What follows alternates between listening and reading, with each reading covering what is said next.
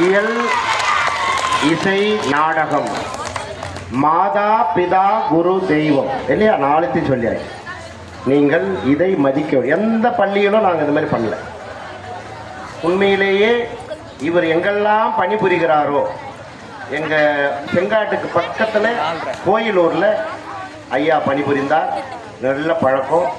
அங்கிருந்து ஆக்கூருக்கு வந்தார். அந்த பிள்ளைங்க ரொம்ப மகிழ்ச்சியாக இருந்தது. என் மனசில் அதோடு தான் வந்தேன். நான் உண்மையிலே நான் செங்காட்டிலிருந்து எங்கள் அந்த மாங்கால் கூட்டுரோடு வந்து அங்கிருந்து வரேன், ரொம்ப டிஸ்டன்ஸ். இந்த குழந்தைங்களுக்கு ஏதாச்சும் சொல்லணும், நம்முடைய தலைமை ஆசிரியர் ஐயா கூப்பிட்டுருக்கிறாரு. சொல்லுகின்ற போது நீங்கள் நினச்சி பார்ப்பீங்க, அடுத்து ஒரு 3-6 மாதங்களுக்கு இதெல்லாம் நினச்சி பார்ப்பீங்க. நீங்கள் நாங்கள் பேசுறது எதெல்லாம் நல்லா இருக்குதோ அதை உங்கள் வீட்டில் போய் சொல்லுவீங்க இல்லையா. குழந்தைங்க மண்ணில் விளையாடுன்னு இருக்குது, ரொம்ப சந்தோஷங்க. குழந்தைகள் மண்ணில் விளையாடலாம், எனக்கு டக்குன்னு ஞாபகம் வருது. குழந்தைகள் மண்ணில் விளையாடலாம், கையில் சுரங்கு வரும், சரி பண்ணிக்கலாம். குழந்தைகள் மண்ணில் விளையாடினால் சிறங்கு வரும், சரி செய்து கொள்ளலாம். எதில் விளையாடினா? ஆனால் குழந்தைகள் செல்லில் விளையாடினால் மண்ணாய் போய்விடும். அப்படி நல்லா இருக்குதா? கை தட்டலி. ஒரு பாப்பா சொல்லுது, இவர் சொல்றது சிரிப்பே வரல, ஒரு கேட்டு கேட்டு கை தட்டி வாங்கிக்கிறேன். அன்பு குழந்தைகளே, நாம் எதை எதை எப்படி பார்க்க வேண்டும். இப்போ ஒரு திருவிழாவுக்கு நாம் போகிறோம். ஒரு திருவிழாவுக்கு போகின்ற போது அங்கே சாமி ஊர்வலம் நடக்கிறது. சாமி ஊர்வலம் நடக்கிறது. சின்ன குழந்தை பாப்பா முதல்ல உட்காந்து, குட்டிமா உன் பேர் என்னம்மா? உன் பேர் என்ன குட்டிமா? அனுஷ்டி. இந்த குழந்தை எட்டி எட்டி பார்க்குது. இந்த குழந்தை எட்டி எட்டி பார்க்குது. ஜனம் நிறைய திருவிழாவில் உட்கார. குட்டிமா எட்டி எட்டி பார்க்குது, ஜனம் அதிகமாக. கொஞ்சம் இப்போ பேசுவை தம்பி இல்லையா. எட்டி பார்த்தோன்னே சாமி தெரியல. உடனே அப்பாவை சீண்டுது. அப்பா உடனே என்ன பண்ணார், குழந்தைய தூக்கி தான் தோல் மேலே வச்ச உடனே உயரமாக நிற்குது. இப்போ எல்லா ஆட்களை விட உயரமாக இருக்குது. அப்படியே காலை என்ன பண்ணுது, நல்லா கை தட்டிக்கின்னு கால் ரெண்டு அவர் மார் மேலே அப்படி தட்டுது. அழகாக பார்க்குது. சாமியை பார்க்கிறது குழந்தை. இந்த குழந்தை பெருசான பிறகு தான் தெரியுது, அன்றைக்கு நான் பார்க்காத உலகத்தை தன் அப்பா காட்டினாரே, நாம் சாமியை அவர் தோள் மீது இருந்து பார்த்தோமே, இப்பொழுதுதான் தெரிகிறது ஒரு சாமியின் தோள் மீது அமர்ந்து கொண்டு இன்னொரு சாமியை நாம் பார்த்திருக்கிறோம் இல்ல. அன்பு குழந்தைகளே, டாக்டர் ராதாகிருஷ்ணன் அவர்கள் ஆரம்ப பள்ளியினுடைய ஆசிரியராக இருந்தார். பிறகு அவருக்கு பதவி உயர்வு கிடைத்து, நீங்க தயவு செய்து இதை கேட்டுக்கணும். இன்னும் ஒரு 15 நிமிஷம் நிகழ்ச்சி முடிச்சலாம். ஐயா அவனை கேட்டுக்கணும். நல்ல செலவு செய்து, நான் தான் சொல்றேனே, இதுவரையில் பல ஆண்டுகளாக பல நிகழ்ச்சிகளுக்கு பல மன்றங்கள் துவக்க விழாவிற்கு சென்று இருக்கிறோம். தயவு செய்து நாளிலிருந்து மன்றங்கள் நீங்க தமிழ் ஆசிரியர் பேர் கொடுக்கணும், தமிழ் கட்டுரை எழுத்து போட்டு திறமைகள் இருக்கணும். நாளைக்கு பேச்சு போட்டி மாவட்டத்திலே முதன்மை போகணும். இங்கிருந்து யாருன்னா மாடல் ஸ்கூலுக்கு போயிருக்கிறீங்களா? 10வது மார்க் 480-90 வாங்கிட்டு, வெரி குட் வெரி குட், அற்புதம். ஆமா இல்லையா? அந்த மாதிரி நாளைக்கு மாவட்ட அளவில் பேச்சு போட்டியில் போகணும். டாக்டர் ராதாகிருஷ்ணன் அவர் ஒரு ஆசிரியர், அவர் ஒரு ஜனாதிபதியாக பதவி உயர்வு கிடைக்கிறது. அன்பு குழந்தைகளை, குறிப்பாக 10-12 வகுப்பு குழந்தைகள் நினைக்க வேண்டும். கொஞ்சம் தயவு செய்து நிமிர்ந்து உட்காருங்க இல்லையா, நிமிர்ந்து உட்காருங்க. மகிழ்ச்சி. பதவி உயர்வு கிடைக்கிறது. அப்பெல்லாம் வந்து பார்த்தீங்கன்னா கார்லாம் இல்லை, காரு கிடையாது, பைக்கெல்லாம் இல்லை. குதிரை வண்டியை ஓட்டிக்கின்னு குதிரையை பூட்டிக்கின்னு வந்துட்டான் பள்ளிக்கூடத்துக்கு. கவனிக்கணும், டாக்டர் ராதாகிருஷ்ணனை கூட்டின்னு போய் ட்ரெயின் ஏற்றுறதுக்கு குதிரையை பூட்டிக்கின்னு குதிரை வண்டிக்காரன் வந்து நின்றுட்டான். வாசிப்பட்டு குதிரை வந்துடுச்சு. உடனே வண்டியை நிறுத்திட்டு அந்த குதிரை வண்டிக்காரன் டாக்டர் ராதாகிருஷ்ணனுடைய ஒரு பேகு, சூட்கேஸு ரெண்டுத்தையும் அந்த ரூம்லேருந்து எடுத்தாந்து அந்த குதிரை வண்டியில் ஏற்றிட்டான். இதை பசங்க பார்த்துனே இருந்துச்சு. என்ன இது நம்ம ஐயாவோட சூட்கேஸ் பேக் ஆச்சே, குதிரை வண்டிக்காரன் ஏற்றுறான். உடனே டாக்டர் ராதாகிருஷ்ணன் குழந்தைகளை கூப்பிட்டு, குழந்தைகளே, நான் பதவி உயர்வு பெற்று இந்த நாட்டின் ஜனாதிபதியாக செல்கிறேன். ஐயா நீங்க எங்கெல்லாம், பசங்களுக்கு ஒன்றும் தெரியல, ஐயா நீங்க எங்கெல்லாம் விட்டு போயிடுவீங்களா? ஆமாம், பள்ளியிலே இத்தனை ஆண்டு காலம் உங்களுக்கு பணியாற்றினேன், என் மாணவர்கள் எல்லாம் இப்படி இருக்கிறார்கள், இந்த கிராம மக்களுக்கு சேவை செய்தேன், ஆனால் இப்பொழுது நாட்டிற்கே நான் சேவை செய்ய வேண்டும் என்று போகிறேன். உடனே இந்த பசங்க பாரியா, அதாயா எங்கள் ஆசிரியர் மேலே இருக்கிறது, 4 பையன் போனான். பையன் சூட்கேஸ் எடுத்து கீழே வச்சுட்டு குதிரை வண்டியை பூட்ட கயிறு அவுத்து குதிரையை தேர்த்தி விட்டான். ஓடுது குதிரை, வண்டி அங்கேயே நிற்குது. குதிரை வண்டிக்காரன் ஓனானா, குதிரை தேர்த்தி விட்டான், ஓடி போச்சு. பூட்டை அவுத்து விட்டான், மாட்டு வண்டியில் பூட்டான். உடனே பசங்க அப்படியே ஓன அழுது. டாக்டர் ராதாகிருஷ்ணன் அவர்கள் அந்த குழந்தைங்களை அழைத்து சமாதானப்படுத்துறாங்க. குழந்தைங்களா, நான் இங்க இருந்தேன்னா இங்க மட்டும்தான் கற்றுக் கொடுப்பேன். நான் இந்த நாட்டின் ஜனாதிபதியாக ஆகிட்டா இங்க இருக்கிற எல்லா மாணவர்களுக்கும் கல்வி உதவித்தொகை கிடைக்கும், மக்கள் படிப்பறிவு அதிகமாவார்கள். நாட்டில் படித்து விட்டால் எல்லா மக்களும் நல்லா இருக்கலாம். நம்ம கிராமம் மட்டும் நல்லா இருக்கணுமா, இல்லை இந்த நாடே நல்லா இருக்குமான்னு குழந்தைங்களை கேட்குறாரு. குழந்தைங்க தேம்பி தேம்பி ஆகுது, எங்களை விட்டு போகக்கூடாது, அதாவது ஓடி கட்டி பிடிக்குது. அந்த ஆசிரியர் அந்த மாணவர்களிடத்தை எவ்வளவு அன்பாக, தாயாகவும் தந்தையாகவும் நண்பனாகவும் இருந்து இருப்பார். எல்லாத்தையும் விளக்கமா சொல்லி இந்த குழந்தைங்க அப்படியே மூக்கில் இருக்கிற சரியெல்லாம் சிந்தி போட்டு கண்ணை தொடச்சிட்டு போயே ஆக வேண்டும். அன்பு குழந்தைகளே, நீங்கள் என்றைக்கும் சிறப்பாக இருப்பீர்கள் என்று குதிரையை பூட்டி விட்டான். குதிரை எங்க போச்சுன்னே தெரியல. அன்பு குழந்தைகளே, ஐயா குருவே, இந்த குதிரை வண்டியில் நீங்கள் ஏறி அமரவும். சூட்கேஸ் ஒரு பையன் எடுத்தாந்து வைக்கிறான், பேக் ஒரு பையன் எடுத்தாந்து வைக்கிறான். ஐயா ஏற பார்த்து செருப்பு ஒன்று கீழே விழுந்துச்சு.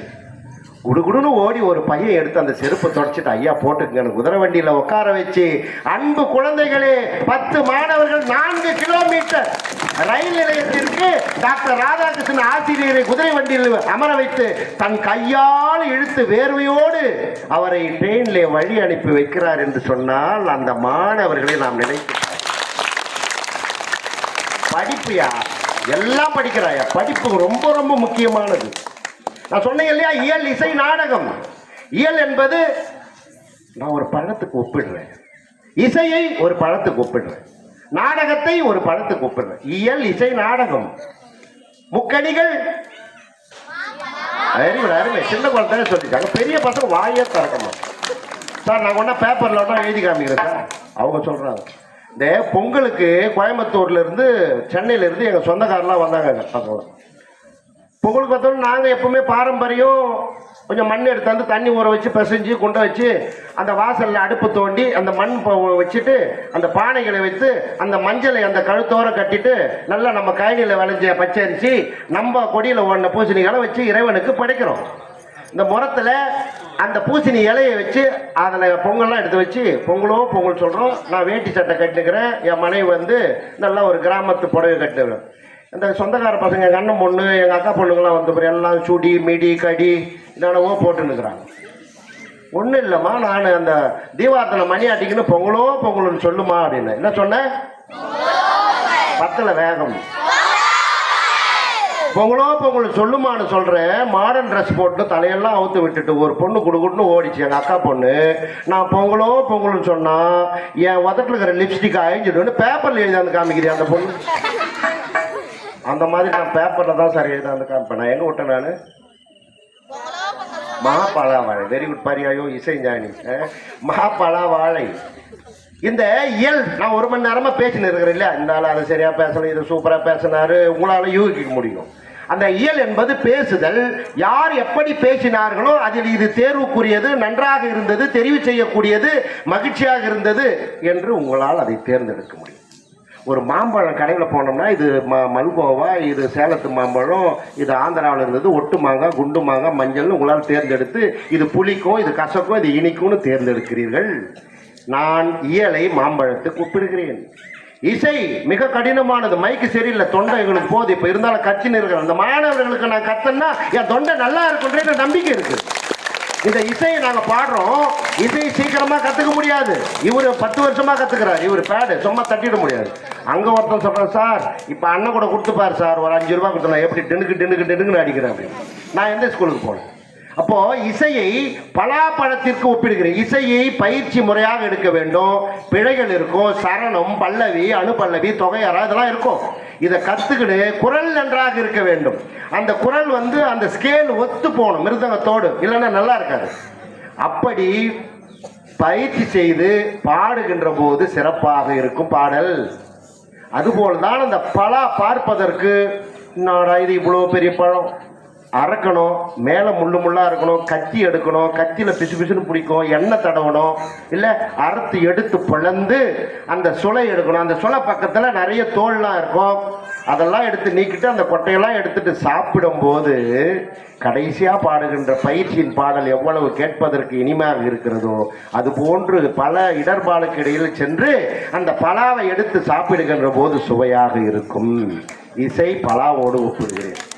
நாடகம் ஒரு வேஷம் கட்டின்னு வந்துட்டார், இவர் பப்புனு ரைட்டு, இவர் ராஜா, இவர் மந்திரி சொல்லிடுறோம் பார்த்த உடனே. அது போலவே அந்த நாடகத்தில் இருப்பது போன்று அந்த வாழைப்பழத்தை கொண்டு வந்த உடனே, வாழைப்பழம் தானே இது ஒன்றும் கிடையாது, அப்படியே பிரித்து சாப்பிட்டு தோணப்போம். இயல் இசை நாடகம் எதுக்கு ஒப்பிட்டேன்? இதற்காகத்தான் மன்றங்கள் துவக்கப்படுகிறது. கணித மன்றம், அதில் மாணவர்கள் சேர வேண்டும். அறிவியல் மன்றம், கண்டுபிடிப்புகளை கண்டறிய வேண்டும். நிறைய கண்டுபிடிப்புகள் இல்லையா, ரொம்ப எவ்வளோ இருக்குது இருக்கின்ற கருவிகளில் வச்சு நம்ம கிராமத்து பிள்ளைங்க இல்லையா, ஒரு மாட்டினுடைய சாணத்தை கரைச்சி ஒரு பாட்டில் அடைச்சிட்டு அதில் கேஸ் வருதுன்னு சொல்லலாம். ஒரு கிச்சிலி பழமோ ஆரஞ்சு பழமோ அதை நல்லா கரைச்சி உள்ள அடைச்சிட்டு அதிலிருந்து வருதுன்னு சொல்லலாம். பெட்ரோலை வச்சுட்டு சொல்லலாம். நிறைய இருக்குது, நிறைய உங்களுக்கு ஆசிரியர்களும் சொல்லி கொடுத்து கொண்டு. இப்படி அறிவியல் மன்றத்தில் சேர வேண்டும், சமூக அறிவியல் மன்றத்தில் சேர வேண்டும். பழைய நாணயங்கள், மன்னர்கள் ஆட்சி புரிந்தது, இதெல்லாம் நிறைய நீங்க நெட்ல இருந்து எடுங்க. இப்படி மன்றங்கள் இதற்காகத்தான் துவங்கப்படுகிறது. உங்களுக்கு தெரியுமா, எனக்கு இந்த பள்ளி தெரியும். சும்மா ஒருத்தர் என்ன பண்ண, அந்த கூழமந்தல் இருந்து ஒருத்தர் கேட்டேன், sir higher secondary school Koozhamandal தெரியுமான்னு. சத்தியமா அவர் சொன்னது அருமையான பள்ளிக்கூடம், பாரம்பரிய பள்ளிக்கூடம், இங்கிருந்து ஒரு 2 கிலோமீட்டர் தான் இருக்கணும். ஏன்னா அந்த பொதுமக்கள் என்ன சொல்லுகிறார்கள் என்று அவர் சொன்ன அதை நான் காதில் கேட்டு மகிழ்ச்சி விட்டேன். அன்பு மாணவர், உண்மை, நான் பொய் சொல்றேன். என்னுடைய பெயர் தமிழரசன், நான் பொய் சொல்லவே மாட்டேன், பொய் சொல்லவே மாட்டேன். ஆமா, இப்படி கல்வி நமக்கு மிக மகிழ்ச்சியான ஒன்று. வைத்துக் கொண்டு இருக்க வேண்டும், தமிழ் மொழியை நேசிக்க வேண்டும், மொழி பற்று இருக்க வேண்டும், தேசபக்தி பற்று இருக்க வேண்டும்.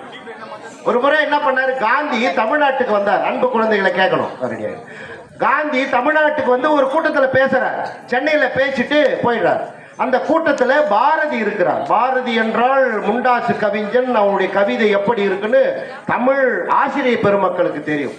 அப்படியே மிடுக்கான, உண்மையிலே அவனெல்லாம் இந்த மொழிக்காக உயிர் நீத்தான் என்று சொன்னால் நம்ம எல்லாம் பெருமைப்பட வேண்டும். அந்த பாரதிக்கும் பாரதிதாசனுக்கெல்லாம் நாம பாவேந்தர்களாம் கை தட்டணும், ஒரு பெரிய விஷயம்.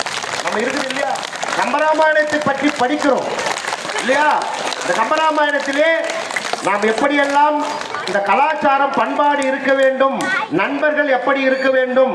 குகனோடு ஐவரானும், குகன் என்பவன் யார், மாற்று சமுதாயத்தை, ராமன் லட்சுமணன் எல்லாம் அவனை தன் தம்பியாக ஏற்றுக்கொண்டான்.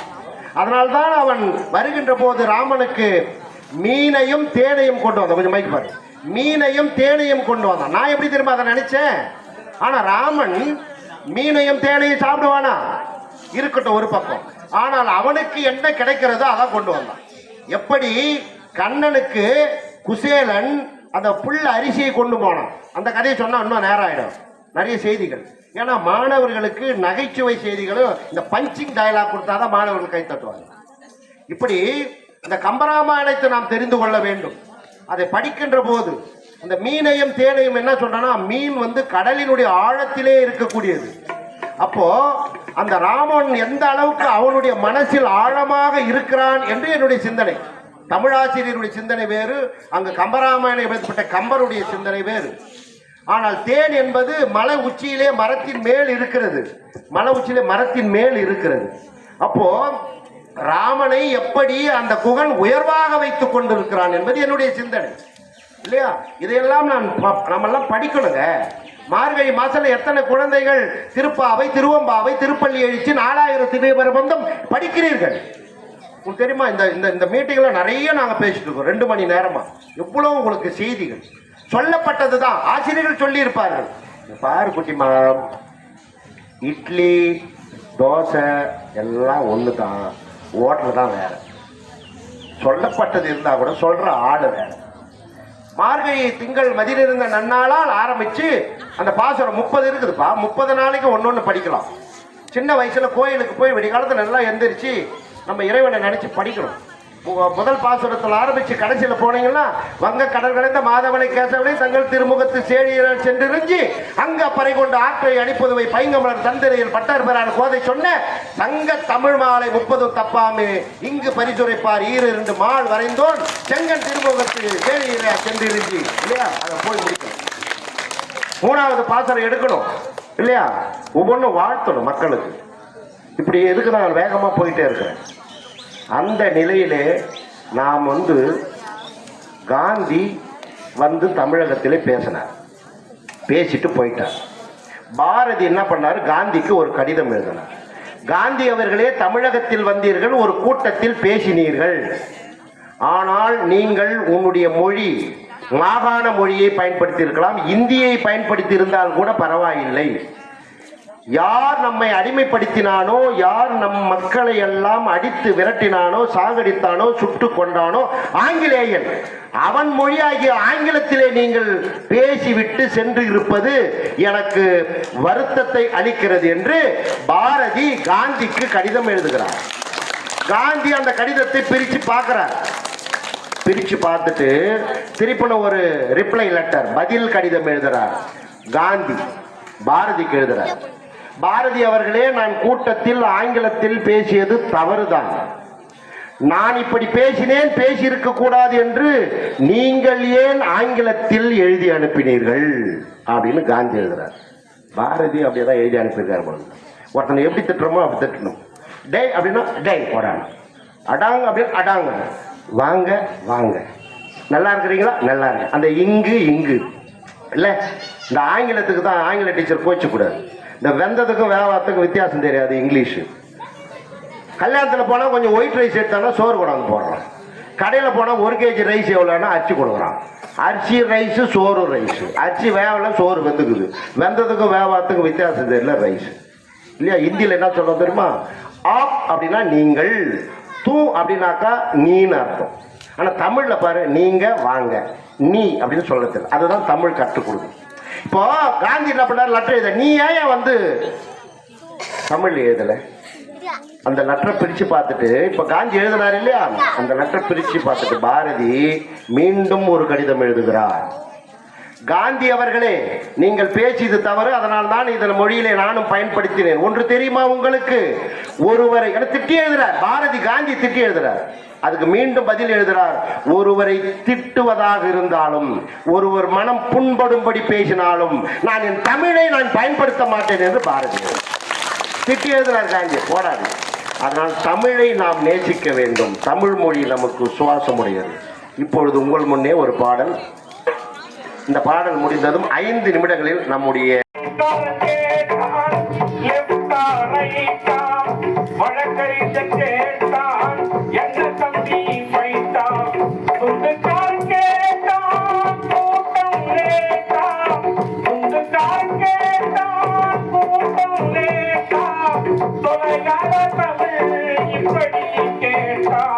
தமிழா நீ பேசுவது தமிழா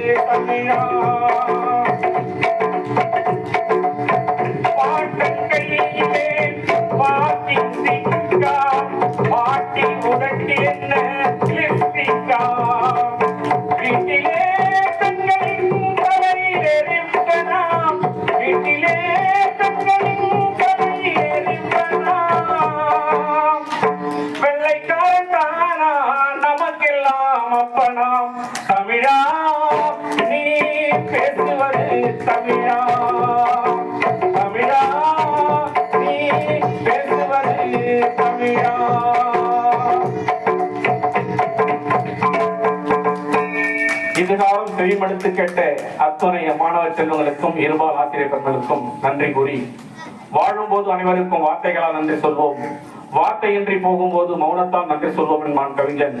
அப்படிப்பட்ட வைரவர்களை நினைவு கொண்டு வாய்ப்பளித்தமைக்கும் வாய்மொழி கட்டமைக்கும் நன்றி பாராட்டிடம் தருகிறேன். நன்றி, வணக்கம்.